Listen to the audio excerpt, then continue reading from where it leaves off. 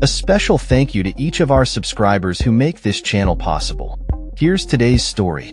In a significant shift in foreign policy, Prime Minister Mark Carney announced on Wednesday that Canada will recognize the State of Palestine during the upcoming United Nations General Assembly in September.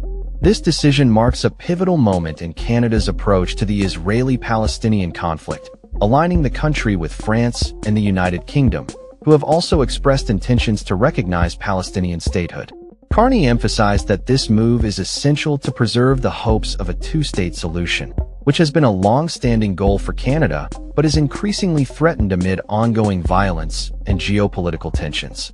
The Prime Minister stated, "Canada intends to recognize the State of Palestine at the 80th session of the United Nations General Assembly in September 2025. This announcement comes as Israel's actions in Gaza have prompted a re-evaluation of support from traditional allies, including France and Britain. The Israeli government swiftly condemned Canada's decision, labeling it as part of a distorted campaign of international pressure. The Israeli embassy in Ottawa argued that recognizing a Palestinian state without accountable governance or functioning institutions would only reward the actions of groups like Hamas, which Israel holds responsible for the violence that erupted on October 7, 2023. Carney's statement highlighted the necessity of reforms within the Palestinian Authority, led by President Mahmoud Abbas, as a condition for recognition. He pointed out that Abbas has committed to holding general elections in 2026, in which Hamas would not participate, and to demilitarizing the future Palestinian state. This recognition of Palestinian statehood is seen as a response to the deteriorating situation in the region, where the prospect of a negotiated peace process has become increasingly bleak. The Prime Minister noted the expansion of Israeli settlements in the West Bank and the ongoing humanitarian crisis in Gaza as factors contributing to the urgency of this decision. Carney remarked, "Regrettably, this approach is no longer tenable," referring to the traditional peace process that sought a negotiated settlement. The recognition of Palestine by Canada is expected to resonate strongly in international circles, with Abbas welcoming the announcement as a historic decision.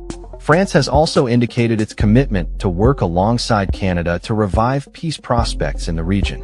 As the UN General Assembly approaches, all eyes will be on how this recognition will impact the already complex dynamics of the Israeli-Palestinian conflict and the broader Middle Eastern geopolitical landscape. The implications of Canada's decision could reverberate through diplomatic channels, influencing other nations' stances on the issue. With the UN meeting on the horizon, the international community will be keenly observing the responses from both Israel and Palestine, as well as the reactions from other nations that have yet to take a definitive stance regarding Palestinian statehood.